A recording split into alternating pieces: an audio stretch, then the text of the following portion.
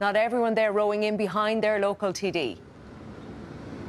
Yeah, I think that's certainly fair to say. That is definitely the mood here in Mullingar, Colette, and this is a controversy which really isn't going anywhere. As you say, Robert Troy's constituency office is based here in Mullingar, and on the streets of Mullingar today there's an awful lot of talk about this. Now, yesterday the junior minister apologised for failing to fully declare all of his property interests in the Dáil register. He said he was embarrassed and that he didn't give the process the due diligence that it deserved. Now, he says he's happy to answer further questions when the Dáil resumes in around 3 weeks' time. Now, we visited his constituency office a short time ago. We were told that he wasn't available. They didn't know when he would be available, and we've also asked his spokesperson for a further statement to give further clarity, I suppose, on a number of issues, and we're still waiting for that statement. But certainly, speaking to people here on the streets of Mullingar, there's definitely a mixed view about all of this, but I have to say the majority of people we spoke to believe that he has more questions to answer.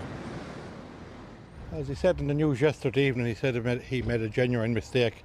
I think we better give him time to answer it in the Dáil in 3 weeks' time. I know he's a genuine character. I don't think he's doing anything wrong. Well, I've seen it so many times before, and it's the same thing over and over again. People not declaring what they should be declaring. You'd have to know what you're doing when you go into the Dáil. You have to know all the procedures. I'm really surprised, I really am.